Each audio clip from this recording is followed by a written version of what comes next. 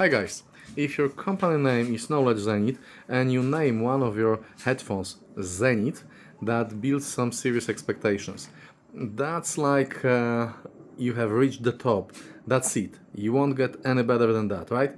So for the last and newest headphones, these are surprisingly affordable, with price between $65 and $70. The box and the packaging, yeah, let's take a look at that.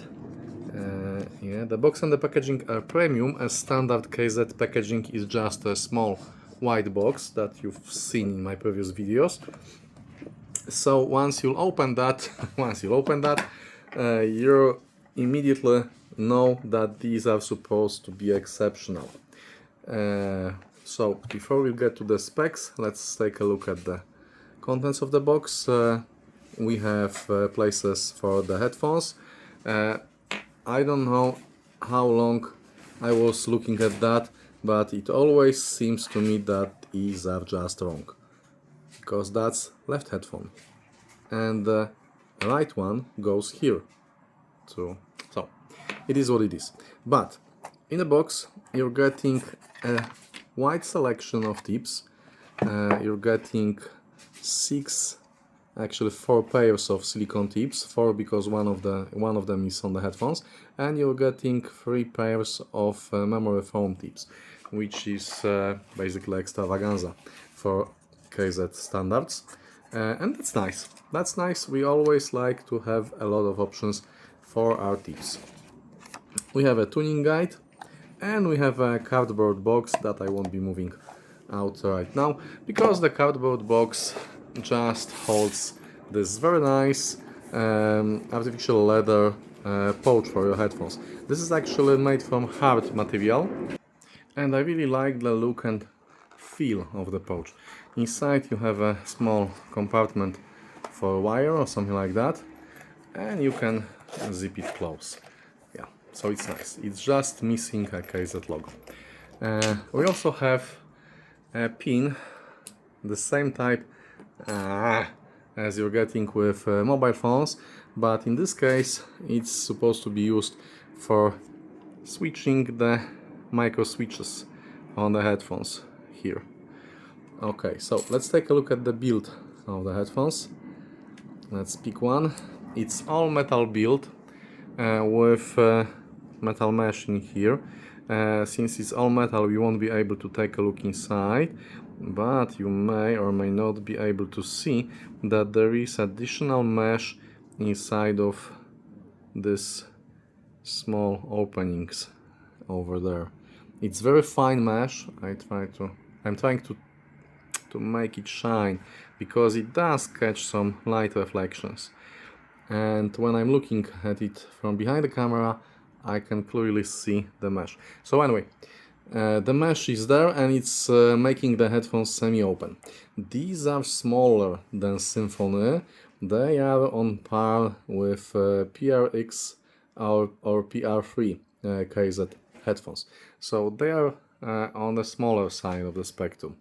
They are quite heavy. You can feel the weight in your hands, but when you have them in your ears, you completely forget about them, because they get nicely warm and they do not move. They do not want to fall out of your ears. Yeah, so this is one of the standard silicone tips that you're getting with the headphones. And we also have a cable. The cable is, let's say, a little bit let down for me, because this is a regular cable that's delivered with every KZ headphone, and these guys are begging for a balanced cable. Okay, some specifications. These are sporting new generation single dynamic driver. It's using larger coil. For its 10mm driver will be distorting lower with larger coil and larger magnet. This all comes with improved clarity. Let's take a look at some specs. Okay, so that's what I meant when I was telling you about the larger coil diameter and larger magnet underneath the coil. The idea is that the larger magnet will create stronger magnetic field, and larger coil like that will allow for more piston-like movement of the whole membrane, because the part that's flexing is just this narrow part on the outside, as compared to traditional drivers where the flexing part is actually this big part around here. Okay, what's also interesting is that the THD, total harmonic distortion, for this headphone, because of that large magnet and piston-like movement, is kept well under control in around of 0.1%. What else is interesting here is this gap. The idea is that this is new generation driver, and the coil fits precisely in the gap here, which allows the gap to be narrower, and with that comes better magnetic field inside. Sorry for the noises outside, it's a windy day here. Okay, so let's take a look at some numbers.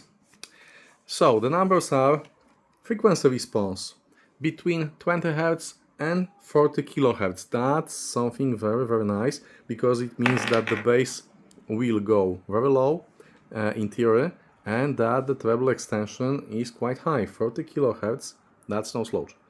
Sensitivity for them is 128 decibels, but the impedance is on the higher side, being 41 ohms, meaning that as long as you'll be able to drive them with USB dongles, they will shine and sound best when powered with something quite more powerful, like dedicated headphone amplifier or USB dongle, but with integrated headphone amplifier. Now, let's talk about the sound quality. Let's start with the bass, as usual. And the bass. The bass is just right with the setting 111. Let's talk about the switches. Okay, so we have 4 switches here, and the first 3 are responsible for bass response.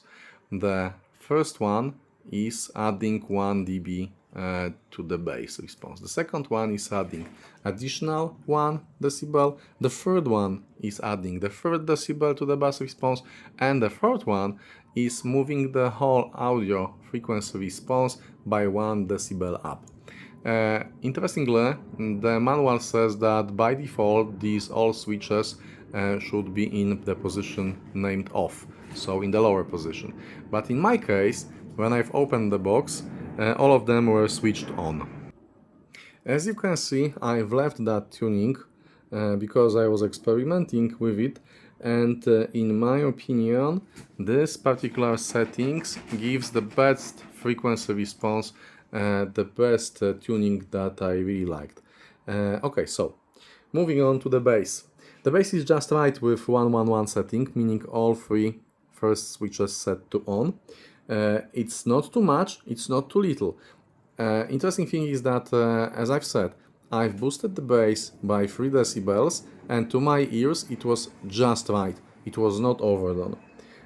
Meaning that with first 3 switches in the off position, the bass was weaker. So I've preferred it like that. The bass here is centered around mid bass, making Zenith warm and organic, but without seismic slum.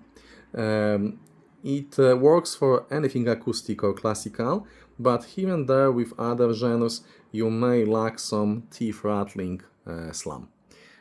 Yes, that's it. The bass is very, how should I say that, civilized here. Moving on to mid-range. The mid-range is another part of the spectrum that's on a rather warm side, which works nicely for vocals. It's also detailed, very detailed. Vocals and instruments here have natural timbre. It's smooth and it's easy on your ears with no sibilance and no listening fatigue. I especially liked male vocals that were throaty and with nice vibrating quality. For example, check Missing You acoustic cover by Tyler Hilton to understand what I mean. The treble. Defining word for treble here is smooth. It's extended, it's not veiled, but it's not full of light either. It's making your tracks sound, let's say, intimate, if you know what I mean. But in a good way, not in a elevator music way, meaning meaning that everything is not very close and cramped together. Okay, so moving to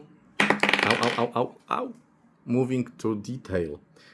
Zenith is the detailed headphone. It's able to serve all the small nuances I was looking for, especially in the mid-range. The mid-range is the star of the show here. It's not obvious, it's not in-your-face detail, as these are tuned for musicality rather than for being analytical.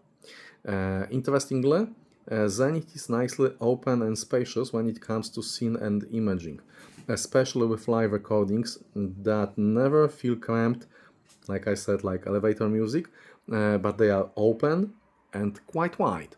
This is one of the rare headphones that are creating the sound not exactly inside of my head, but slightly beyond it. So I really like that effect. It was a nice surprise. Now, these are completely different from regular KZ tuning. I've seen some guys on the Reddit call it that tuning more mature, but I'm not sure if that's the word I would use to define them, to describe them. It's definitely on the smoother, safer side, but without sacrificing detail and imaging. I would call this mid-centric tuning.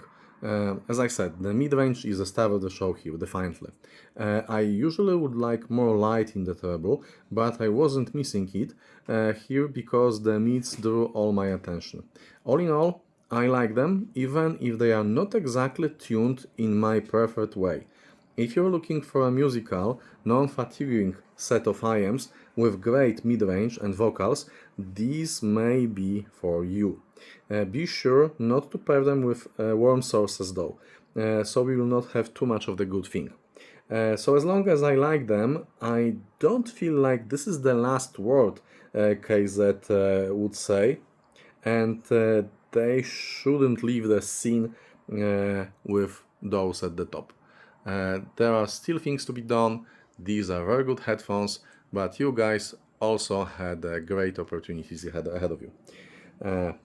Okay, 3 things I liked and 3 things I disliked here. I liked the mids, I liked the detail, and I liked the easygoing nature of the headphones. And 3 things that I didn't like, actually 2 of them. What I wasn't very fond of was that the bass wasn't going as low as I'd like to